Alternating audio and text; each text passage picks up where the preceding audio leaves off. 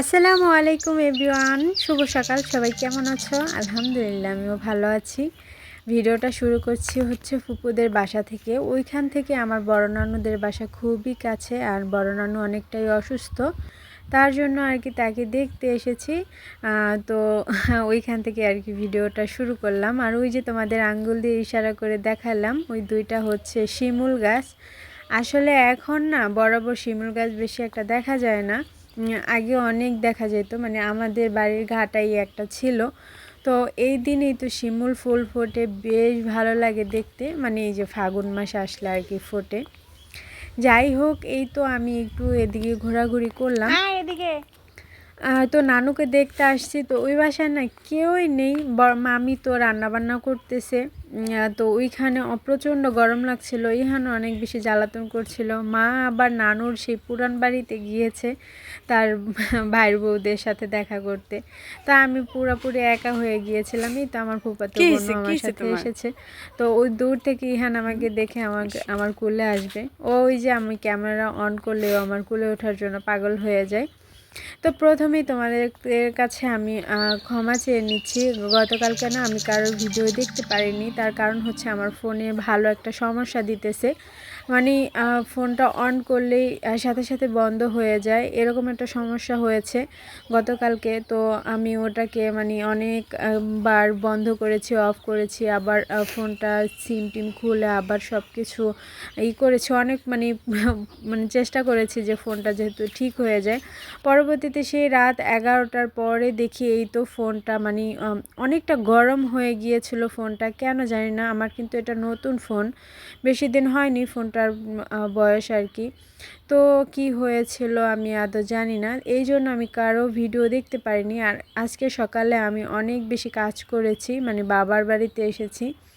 তো মা একটু ঢাকা যাবে, মা যেহেতু অনেকটাই অসুস্থ, রান্না করতে পারে না, বেশি পানি নাড়তে পারে না। মানে গ্রামের বাড়িতে বোঝই কত কাজ থাকে, আর আমাদের তো গৃহস্থলী বাড়ি, প্রচুর কাজ, সেটা তোমাদের বলে বোঝাতে পারবো না।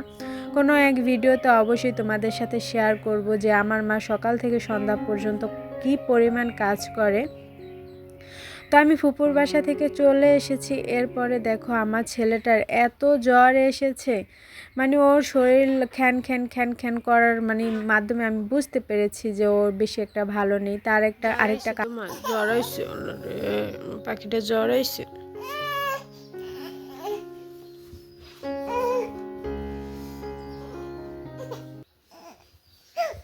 ও না, আসো আসো আসো আসো রে, কি হয়েছে?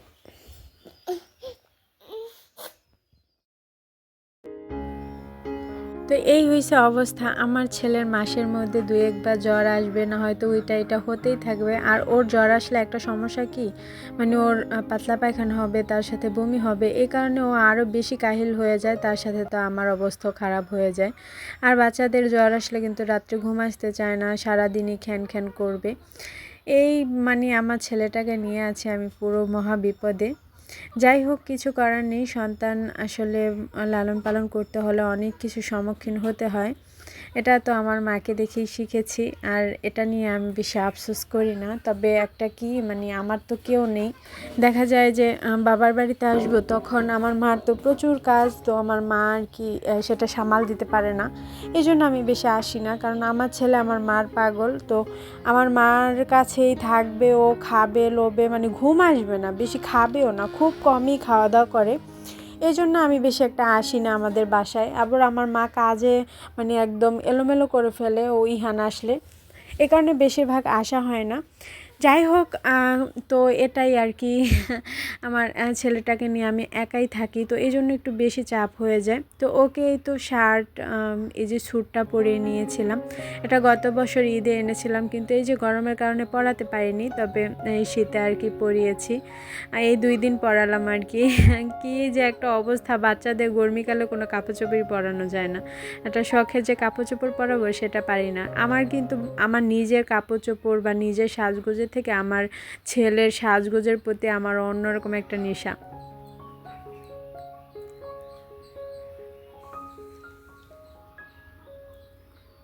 সব কিছুরই না একটা সময় থাকে যেরকম যে এখন অনেক মানে আমার মতো মেয়েদের অনেকের দেখবা যে একটা সাজগোজ একটা অন্যরকম বিলাসিতার একটা মানে থাকে, কিন্তু আমার মধ্যেও সেটা ছিল। যখন আমি স্কুল কলেজে পড়তাম তখন নতুন নতুন বোরখা জুতো মানে আমার প্রতি মাসে জুতো লাগতো, প্রতি মাসে আমার 1 স্যুট 2 স্যুট কাপড় চোপড় লাগতো। তারপর ব্যাগ, আবার বোরখা তো মানে বছরে 3 থেকে 4টা নিতাম বোরখা, এরকম ছিলাম। কিন্তু যখন আমার নিজের সংসার হয়েছে তখন কিন্তু ইহানের বাবা কখনই আমাকে কাপড় চোপড় কেনার জন্য না করেনি বা পরার জন্য না করেনি। ও সাজগোজ এত পরিমাণ পছন্দ করে, বলার মতন না। ও প্রতি মাসে আমাকে টাকা পাঠিয়ে বলবে তোমার পছন্দ মতো 1 স্যুট কাপড় চোপড় নিও। কিন্তু বিশ্বাস করো আমার কাছে মনে হয় কাপড় চোপড় না নিয়ে আমি একটা সংসারের জিনিস কিনি। মানে এরকম করতে করতেই এই তো 21 সাল থেকে আমাদের সংসার জীবনটা তো অলরেডি 3 বছর কেটে গেছে। এই 3 বছরে আমি সমস্ত কিছু জুড়েছি এই সংসারের টাকা থেকে একটু একটু করে। আর এদিকে দেখো সন্ধ্যার দিকে ইহানকে ওষুধ খাওয়াইয়ে দিয়েছিলাম, তো ওষুধ খাওয়ার পর ও একটু ভালো লাগছিল। তো ওকে না আমি দেখি যে ও যতই জ্বর মানে কমে যাক তারপরেও কিন্তু মাথার মধ্যে একটু খারাপ লাগে। তো চুপ করে বসেছিল, আমি ওকে একটু ফোনটা দিয়েছি যে তুমি একটু দেখো, মা একটু কাজ করি, কারণ ওকে নিয়ে সারাদিনে আমি এদিক ওদিক ঘোরাঘুরি করেছি, কাজ করতে পারিনি। তো দেখি কি মোজা এনে ও নিজে নিজেই পড়ার চেষ্টা করছিল, তো আমি ভাবলাম যে তোমাদের সাথে একটু শেয়ার করি। তো যখন আমি ফোনটা মানে অন করেছি তখন কিন্তু ও চুপ করে বসেছিল, মানে ও বুঝতে পেরেছে যে মা ভিডিও করতেছে। আল্লাহ পাকি ভালো জানে ও কেমনে কি বোঝে। মানে আমাকে যখন ক্যামেরাটা অন করতে দেখবে তখন ও আমার সামনে থেকে সরে আসবে, আমার পিছনে এসে দেখবে যে কি আমি ভিডিও করি, মানে এরকম একটা বা আমার কুলে উঠবে, এই হয়েছে অবস্থা। তো এদিকে দেখো আমার হাতে তেলের ছিটা এসে অনেকটা পুড়ে গেছে, আর এই 2টা আঙ্গুলও। তো ও তখন সাথে সাথে আমি ওই যে বাম্প আছে মাথা ব্যথার, তো ওটা দিয়েছি। ওটা দেওয়ানে আর ওই 2টা আঙ্গুলে সমস্যা হয়নি, কিন্তু ওই যে ছিটা এসেছে ওটা আর আমি বুঝতে পারিনি। তো ওই 2টাই কালো হয়ে গিয়েছে। ভিডিওটা অনেক বেশি বড় হয়ে গিয়েছে, আর এর থেকে ছোট করতে পারলাম না।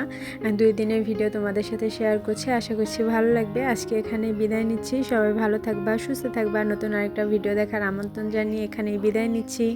আল্লাহ হাফেজ, আসসালামু আলাইকুম।